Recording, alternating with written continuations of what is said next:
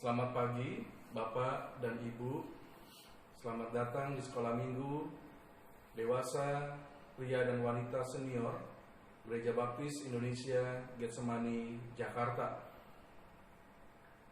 tanggal 3 Mei 2020. Kita akan memasuki pelajaran yang ke-10 dengan judul Kasih Mempersatukan dari Kolose pasal 3 ayat 5 sampai dengan ayat yang ke-17. Sebelum kita memulai pelajaran kita, mari kita akan berdoa terlebih dahulu. Bapa dalam surga, kami datang kepadamu, mohon hikmat-Mu supaya kami dapat mengerti kebenaran firman Tuhan dari surat Kolose pasal 3 ayat 5 sampai dengan ayat yang ke-17. Kami mau belajar tentang kasih mempersatukan, dan biarlah firman Tuhan dapat kami lakukan dalam kehidupan kami sehari-hari. Terima kasih Bapa yang baik, kami berdoa di dalam nama Tuhan Yesus, Tuhan dan Juru Selamat kami yang hidup. Amin.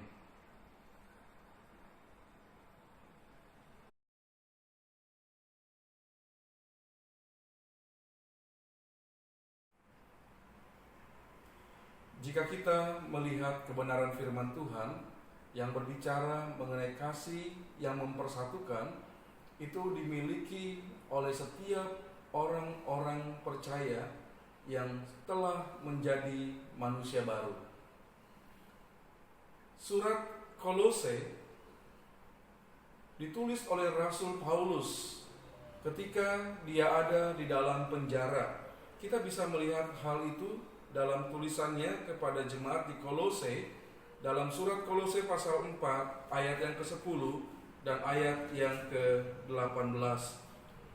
Salam kepada kamu dari Aristarkus, temanku sepenjara, dan dari Markus, kemenakan Barnabas. Tentang dia kamu telah menerima pesan, terimalah dia apabila dia datang kepadamu. Salam daripadaku, ayat yang ke-18, Paulus. Salam ini kutulis dengan tanganku sendiri. Ingatlah akan belengguku, kasih karunia menyertai kamu. Jadi surat Kolose ditulis ketika Rasul Paulus ada di dalam penjara. Dan surat Kolose ini ditujukan kepada jemaat Kristen yang ada di kota Kolose. Kolose merupakan suatu kota di provinsi Romawi di wilayah Asia. Sekarang wilayah itu ada di Turki, bagian Asia. Nah, surat Kolose yang juga disebut sebagai surat-surat dari penjara karena ditulis oleh Rasul Paulus ketika ia ada di dalam penjara, isinya mengingatkan bahwa gereja sedang menghadapi ajaran sesat yang masuk ke dalam jemaat Kristen di kota Kolose itu. Guru-guru palsu itu sedang mengajarkan filsafat yang kosong dan palsu. Saya akan membacakan kebenaran itu dari Kolose pasal 2 ayat yang ke-8. Firman Tuhan berbunyi demikian. Hati-hatilah supaya jangan ada yang menawan kamu dengan filsafatnya yang kosong dan palsu, menurut ajaran turun-temurun dan roh-roh dunia, tetapi tidak menurut Kristus. Zaman sekarang bapak-bapak dan ibu bisa mengetahui juga ada banyak ajaran yang terlihatnya atau terdengarnya baik, tetapi ajaran itu tidak ada isinya, kosong dan melawan kebenaran firman Tuhan. Bapak dan ibu bisa memberikan contoh salah satu ajaran yang ada di masa kini yang tidak sesuai dengan firman Tuhan, tetapi sedang berkembang sekarang ini. Bisa memberikan contohnya? Silakan.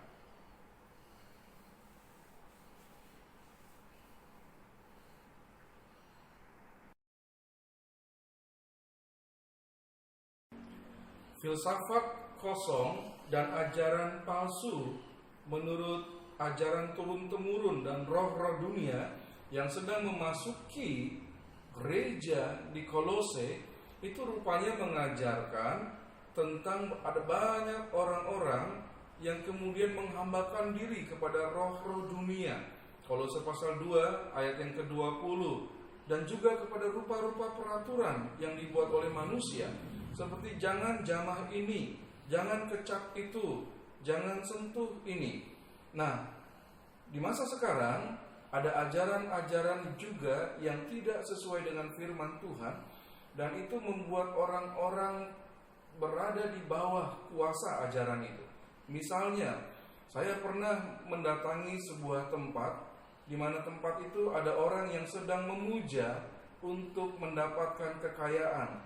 Siapakah yang dipuja oleh orang itu? Rupanya orang itu sedang memuja atau memberikan persembahan kepada binatang yang dia yakini kalau binatang itu bisa memberikan dia kekayaan. Jadi dia memuja dan dia menaklukkan dirinya kepada binatang itu. Jelas bahwa ini adalah tindakan dan ajaran yang salah. Mengapa kita harus menyembah binatang? Padahal kita tahu bahwa Tuhanlah yang menciptakan segala sesuatu. Binatang, bumi, dan planet-planet, semua galaksi, manusia, Tuhan yang menciptakannya. Jadi kita hanya boleh menyembah Tuhan saja dan meminta segala sesuatu yang baik hanya kepada Tuhan saja, bukan kepada binatang atau benda-benda apapun juga. Nah, bapak-bapak dan ibu-ibu, apakah ada lagi ajaran atau kebiasaan yang terjadi, yang diajarkan di masa sekarang ini dan itu semua tidak sesuai dengan firman Tuhan? Coba sebutkan atau tuliskan, beritahu kepada saya.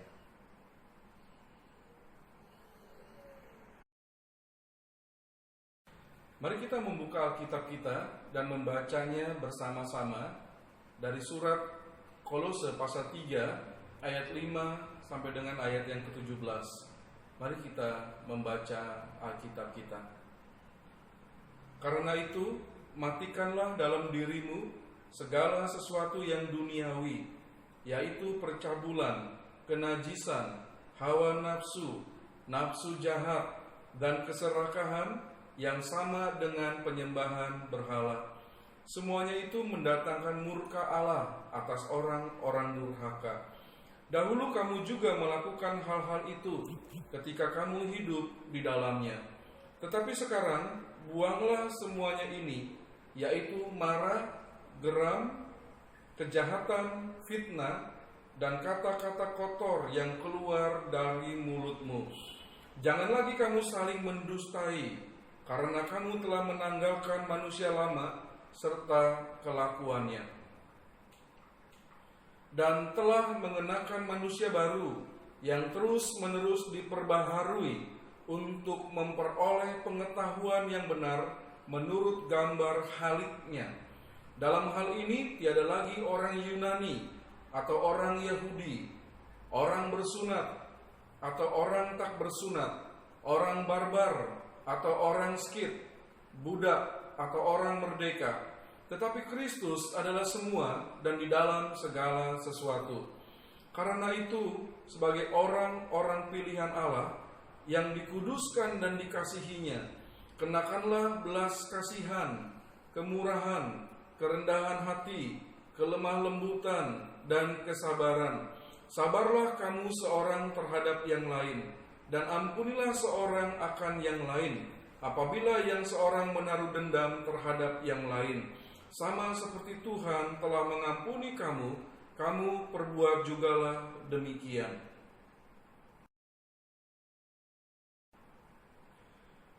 Dan di atas semuanya itu, kenakanlah kasih sebagai pengikat yang mempersatukan dan menyempurnakan. Hendaklah damai sejahtera Kristus memerintah dalam hatimu, karena untuk itulah kamu telah dipanggil menjadi satu tubuh, dan bersyukurlah. Hendaklah perkataan Kristus diam dengan segala kekayaannya di antara kamu, sehingga kamu dengan segala hikmat mengajar dan menegur seorang akan yang lain, dan sambil menyanyikan mazmur dan puji-pujian dan nyanyian rohani, kamu mengucap syukur kepada Allah di dalam hatimu.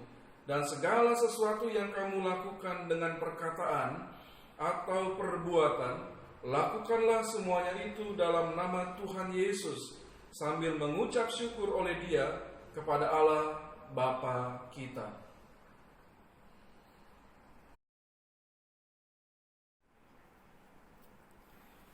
Baik, mari kita akan memperhatikan kebenaran firman Tuhan yang mengajarkan kepada saya dan saudara, Bapak dan Ibu, untuk menjadi orang-orang Kristen yang memiliki kehidupan sebagai manusia baru.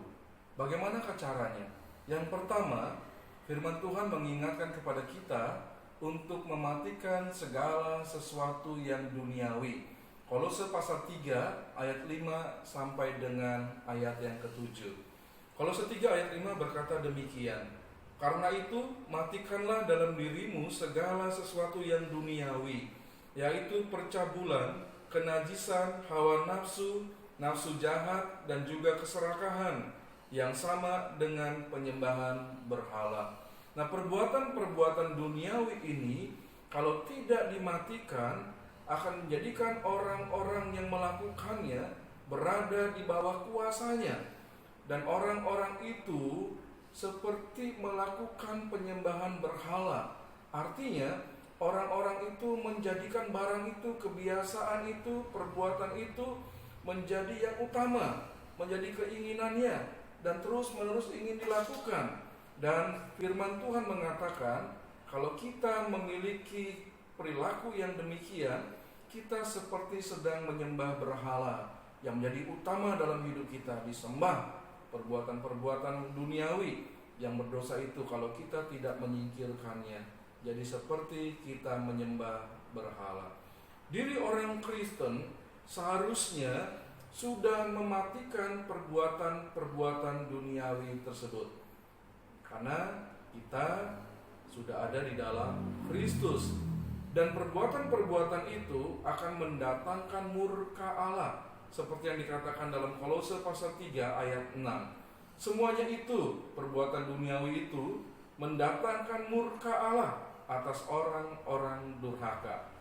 Tuhan yang penuh kasih itu menunjukkan kemurkaannya terhadap orang yang terus-menerus melakukan perbuatan duniawi yang berdosa itu. Jadi ini menjadi perhatian bagi kita, apakah kita saat ini masih melakukan perbuatan-perbuatan duniawi itu? Apakah kita terikat terhadap perbuatan-perbuatan duniawi itu? Kita harus segera mematikannya.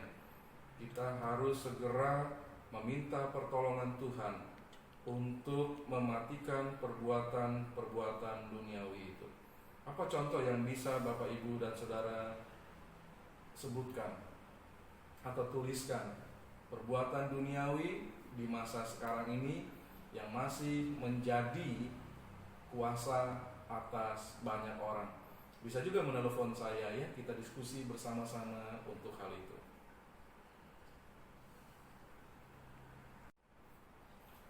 Perbuatan-perbuatan duniawi itu diingatkan kembali oleh firman Tuhan bahwa kita dahulu juga melakukan hal-hal itu ketika kita hidup di dalamnya. Kolose 3 ayat 7.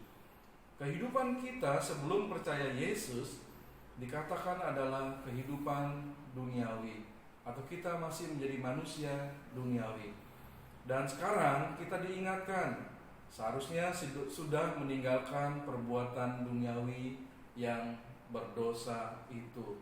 Kita sudah pernah melangkah di jalan yang sesat, dan kita tahu bahwa semua itu tidaklah menyenangkan dan tidak hidup yang baik. Oleh karena itu, janganlah kita berjalan di dalamnya lagi. Kita harus mematikan dalam diri kita segala perbuatan duniawi yang berdosa itu. Maukah Bapak-bapak dan Ibu berjanji dan mohon pertolongan Roh Kudus untuk mematikan setiap perbuatan-perbuatan manusia duniawi yang lama itu, supaya tidak lagi berkuasa atas kehidupan kita. Bagian yang kedua, untuk menjadi manusia baru, firman Tuhan dalam Kolose pasal 3 ayat 8-9 mengajarkan kepada kita membuang dan menanggalkan semua perbuatan yang menghancurkan hidup kita. Kolose 3 ayat 8 sampai 9. Tetapi sekarang buanglah semuanya ini, yaitu marah, geram, kejahatan, fitnah, dan kata-kata kotor yang keluar dari mulutmu. Jangan lagi kamu saling mendustai, karena kamu telah menanggalkan manusia lama serta kelakuannya. Jadi segala sesuatu dalam kehidupan manusia lama itu, perbuatan-perbuatan yang tidak baik itu adalah sesuatu yang busuk atau seperti sampah dalam kehidupan manusia. Bapak Ibu bisa bayangkan kalau sesuatu yang busuk itu terus kita pegang, sampah itu terus kita pegang, apa yang terjadi dalam kehidupan kita? Bahaya. Bahaya, kita bisa menjadi sakit, menjadi tidak sehat, bahkan bisa membawa kepada kematian karena kita terus pegang sampah atau sesuatu yang busuk itu. Jadi perbuatan-perbuatan yang tidak baik dinasihatkan oleh firman Tuhan supaya dibuang. Buanglah semuanya itu. Apa itu perbuatannya? Tadi dikatakan marah, dalam bahasa Yunani-nya itu orge, itu menunjukkan kepada karakter atau emosi yang keras. Coba sebutkan bagaimana contoh emosi atau karakter yang keras. Segala sesuatu dihadapi dengan emosi, itu namanya marah, itu perlu dibuang. Lalu geram, dari kata thumos, yaitu kemarahan yang meledak serta cepat muncul dan cepat mereda. Itu geram. Jadi orang ini cepat marah, segala sesuatu marah, tapi kemudian stop, marah lagi. Nah, itu sesuatu yang tidak baik, perlu dibuang. Kejahatan, dari kata kakia. Kakia itu artinya niat buruk. Jadi baru niat buruk saja itu sudah berdosa, ya. Sebelum kita melakukan sesuatu yang buruk, baru niat sudah berdosa, sudah nggak boleh, itu kejahatan. Juga ada kerusakan moral atau niat jahat untuk melukai seseorang, itu namanya kejahatan. Melukai seseorang zaman sekarang ini bukan hanya dengan fisik saja, ya. Dengan apa menurut Bapak dan Ibu? Dengan tulisan bisa, ya, melukai orang. Perkataan, ya, itu termasuk kejahatan kalau sampai kita melukai orang. Lalu ada kata fitnah, dari kata blasfemia. Fitnah itu apa? Perlu dijelaskan? Oh, perlu, ya. Apa itu fitnah? Fitnah itu ucapan merugikan nama baik orang lain dengan memberikan fakta palsu. Itu fitnah, hati-hati, gak boleh. Bisa memberikan contoh untuk fitnah? Misalnya kita nggak tahu tentang seseorang, lalu kita bicara kepada orang lain. Ada, misalnya saya memberi contoh lah, cerita saja. Ada seorang pendeta yang masih muda, itu dia diundang untuk berkhotbah di sebuah gereja yang mencari gembala sidang. Jadi pendeta itu disuruh khotbah, kemudian gereja akan memutuskan apakah pendeta itu akan menjadi gembala sidang dari gereja itu atau tidak. Khotbahnya baik sekali, pendetanya menyenangkan sekali. Dan setelah selesai pelayanan, pendeta itu pulang dan gereja rapat. Lalu rupanya ada satu orang yang entah kenapa tidak menyukai pendeta itu. Yang lain sudah melihat ini baik, ya, pendetanya baik, pengajarannya sehat. Tapi orang yang tidak menyukai pendeta itu bilang apa? Pendeta itu istrinya bawel, ya, suka ngatur-ngatur, dan pendeta itu ada di bawah kuasa istrinya. Belum lagi anak-anaknya masih kecil-kecil dan nakal, ada 3. Jadi dia mengucapkan itu semua supaya gereja tidak menjadikan pendeta yang berkhotbah itu menjadi gembala sidangnya. Akhirnya bagaimana? Ya, gereja itu, ya sudah deh, kalau begitu jangan deh, kita tidak usah memanggil pendeta itu untuk menjadi gembala sidang kita, karena istrinya bawel, suka menguasai, dan anak-anaknya nakal-nakal. Dan akhirnya gereja itu tidak jadi memanggil sang pendeta untuk menjadi gembala sidang. Nah, pendeta itu disurati, kami tidak jadi memanggil Anda untuk menjadi gembala sidang kami tanpa penjelasan.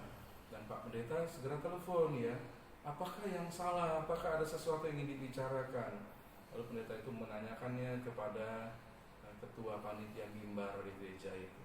Lalu ketua panitia mimbar itu memberitahu alasannya, istrinya dan anak-anaknya yang tidak baik.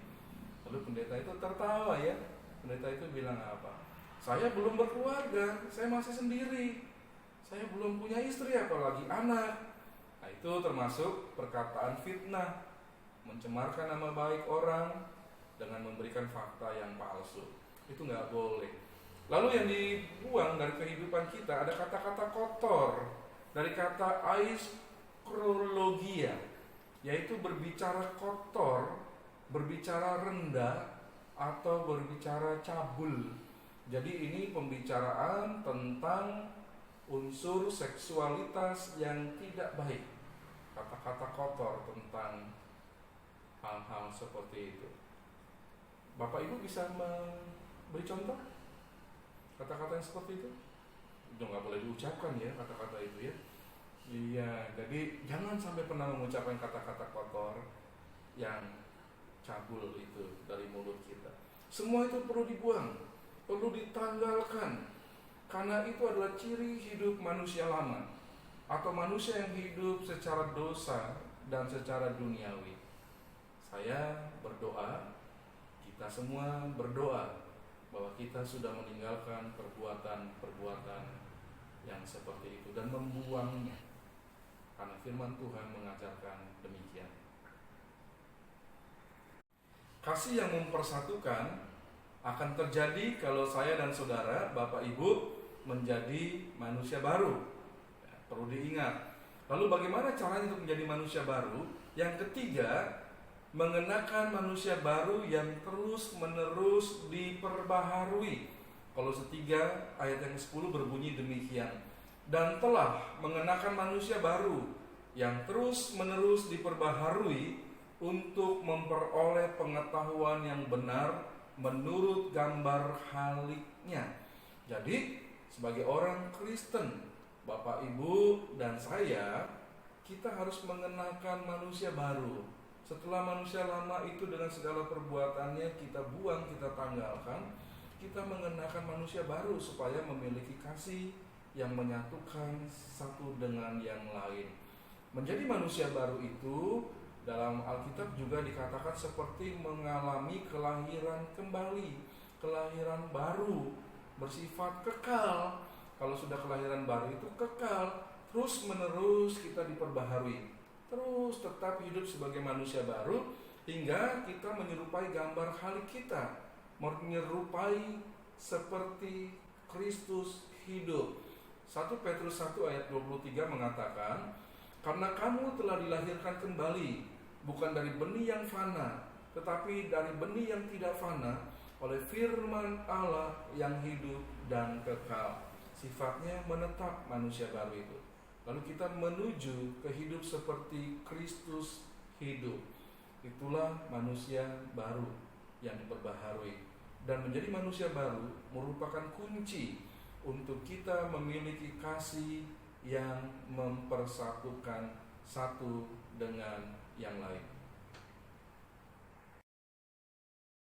Poin keempat, setelah kita menjadi manusia baru, disitulah kita akan memiliki hidup sebagai orang pilihan Tuhan yang bisa bersatu dengan orang-orang lainnya.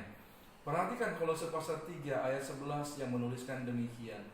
Dalam hal ini, tiada lagi orang Yunani atau orang Yahudi, orang bersunat atau orang tak bersunat, orang barbar atau orang skit, budak atau orang merdeka, tetapi Kristus adalah semua di dalam segala sesuatu. Jadi manusia baru itu terjadi di dalam Kristus. Dan ini berlaku bagi setiap orang yang percaya kepada Yesus sebagai Tuhan dan Juru Selamatnya. Mereka menjadi manusia baru dan hidup sebagai orang-orang yang mengasihi Tuhan. Jadi kita hidup seperti orang-orang pilihan Allah yang dikuduskan dan dikasihinya. Kenakanlah belas kasihan, kemurahan, kerendahan hati, kelemah lembutan, dan kesabaran. Sabarlah kamu seorang terhadap yang lain, dan ampunilah seorang akan yang lain. Apabila yang seorang menaruh dendam terhadap yang lain, sama seperti Tuhan telah mengampuni kamu, kamu perbuat jugalah demikian.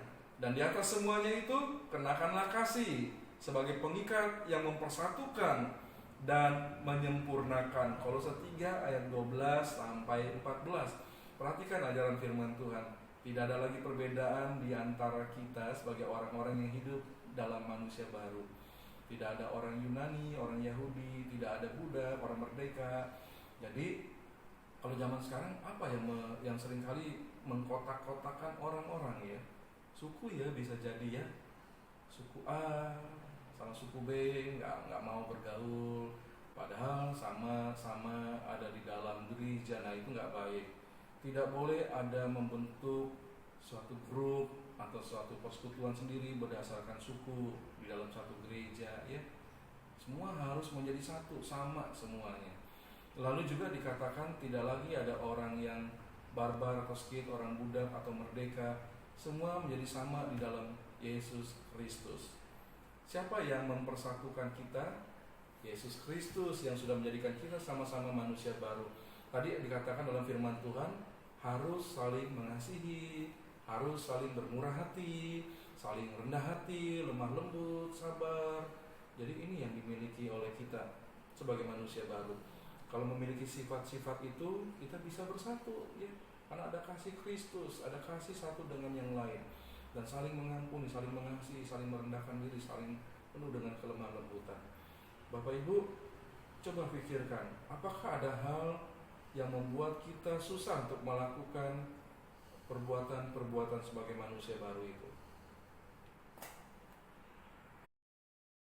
Kasih yang mempersatukan kita sebagai manusia baru di dalam Kristus.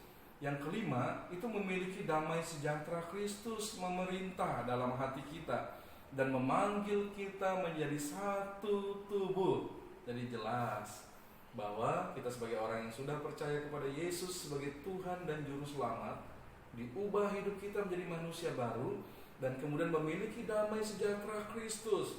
Setiap orang Kristen memiliki damai sejahtera Kristus yang memerintah dalam hati dan kemudian mengikat kita menjadi satu tubuh. Kasih Tuhan mempersatukan kita sebagai orang-orang yang percaya kepada Tuhan. Kolose 3:15 mengatakan demikian. Hendaklah damai sejahtera Kristus memerintah dalam hatimu, karena untuk itulah kamu telah dipanggil menjadi satu tubuh, dan bersyukurlah. Kalau Kristus sudah memerintah hidup kita, kita akan merasakan damai sejahteranya. Dan Roh Kudusnya menguasai hidup kita, sehingga hidup dan sikap kita terjaga dengan baik. Demikian juga dengan orang-orang Kristen yang lain. Dan kita dipersatukan. Mengapa dikatakan dan bersyukurlah? Oh iya, karena kalau bersatu itu, kita akan menjadi suatu persekutuan, suatu kumpulan, suatu komunitas Kristen yang penuh dengan damai sejahtera. Dan patut disyukuri kalau bersatu. Coba Bapak Ibu bayangkan kalau tidak ada persatuan, pertengkaran, satu dengan yang lain saling menjelekan, nggak ada damai sejahtera. Dan gimana kita bisa bersyukur? Ya, saya berharap tidak ada ya perpecahan di antara setiap orang Kristen dimanapun juga di seluruh dunia. Lalu yang keenam, kasih yang mempersatukan itu saling membangun. Ingat ya, kita sebagai sesama anggota gereja, kita harus menunjukkan sikap untuk saling membangun. Lawannya saling membangun apa? Saling menjatuhkan.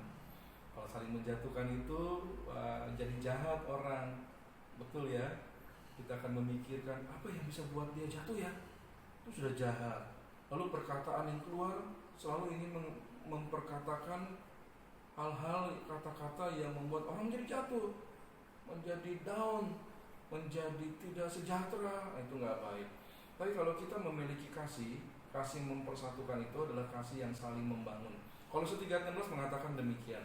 Hendaklah perkataan Kristus diam dengan segala kekayaannya di antara kamu, sehingga kamu dengan segala hikmat mengajar dan menegur seorang akan yang lain, dan sambil menyanyikan mazmur dan puji-pujian dan nyanyian rohani, kamu mengucap syukur kepada Allah di dalam hatimu. Dari ayat-ayat ini saya ingin bertanya kepada kita semua. Tuliskan macam perkataan yang membangun bagi orang yang kembali setia ke gereja. Apa kata-kata itu? Misalnya ada satu orang udah lama sekali gak ke gereja, lalu satu hari Minggu dia datang, ya. Dia datang dan masuk kelas kita, kelas sekolah minggu dewasa, pria dan wanita senior. Kita lihat dia senang ya. Lalu ada orang yang menghampiri orang itu, berkata kepada orang itu sambil memberi salam, tumben datang. Nah, itu perkataan yang gak membangun. Jangan ditumben-tumbenin. Orang sudah datang, kita bersyukur ya. Kita sambut dia dengan sukacita, dengan senyum. Selamat datang, selamat masuk di kelas sekolah minggu. Silakan duduk di samping saya, kita belajar Alkitab bersama-sama. Itu contoh perkataan yang membangun. Jangan orang baru datang, tumben datang. Ya, jangan ya. Nah, tuliskan macam perkataan yang lain ya, yang Bapak Ibu Saudara miliki untuk menyambut orang-orang yang datang kembali setia ke gereja. Tuliskan yang kedua, ajaran yang membangun satu sama lain. Ajaran apa yang bisa saling membangun satu sama lain ya. Yang ketiga, apakah yang perlu kita perhatikan bila mau memberikan teguran bagi saudara seiman kita? Nah, saling membangun itu bukan berarti kita nggak mau memberi masukan ya. Kalau ada sesuatu yang salah atau orang yang salah, kita bukan nggak boleh memberi masukan, boleh. Tapi apa yang harus kita perhatikan sebelum kita melakukan hal itu? Yang pertama, kita tidak melakukan kesalahan yang sama terhadap kesalahan orang yang ingin kita perbaiki.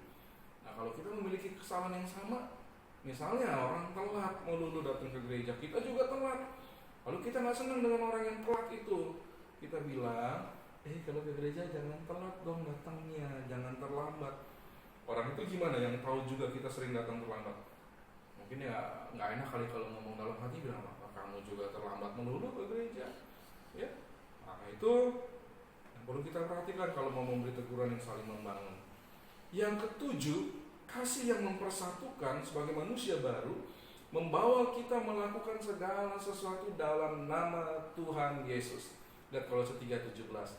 Dan segala sesuatu yang kamu lakukan dengan perkataan, ucapan bibir kita, ucapan mulut kita, dan perbuatan, lakukanlah semuanya itu dalam nama Tuhan Yesus, sambil mengucap syukur oleh Dia kepada Allah Bapa kita. Jadi kalau kita ingin menunjukkan kasih sebagai sesama orang-orang percaya, kita perlu melakukan semuanya itu. Kita tujukan, saya melakukan ini dalam nama Tuhan, untuk Tuhan Yesus, dan saya ingin melakukan yang terbaik, dan saya mengucap syukur karena saya boleh melakukan itu. Nah, itu yang perlu saudara dan saya lakukan dalam kehidupan kita, untuk memiliki dan membuktikan kita punya kasih yang mempersatukan satu dengan yang lain. Nah, mari kita memasuki diskusi bersama-sama.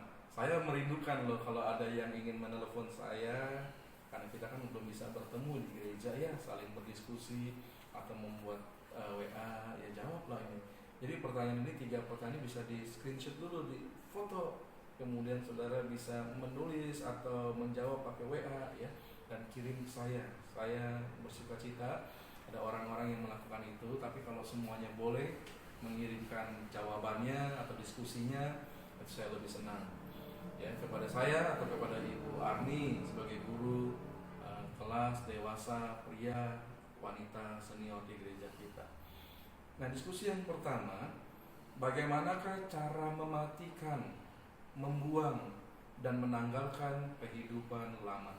Susah kan ya, kebiasaan-kebiasaan yang buruk itu ya. Nah, saya ingin Bapak Ibu menjawab bagaimana caranya mematikan, membuang, dan menanggalkan kehidupan lama itu. Kirim ya jawabannya ya, atau telepon boleh.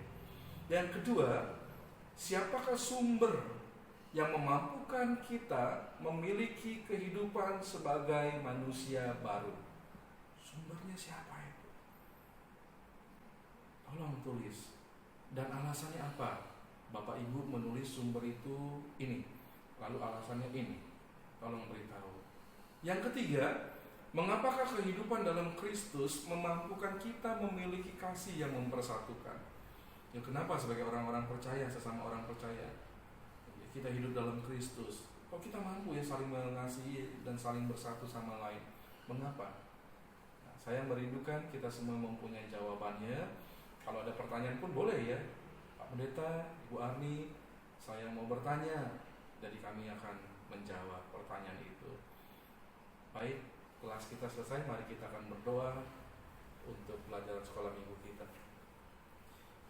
Bapa dalam surga, terima kasih karena kami boleh belajar bersama kasih yang mempersatukan dari Kolose pasal 3 ayat 5 sampai dengan ayat yang ke-17.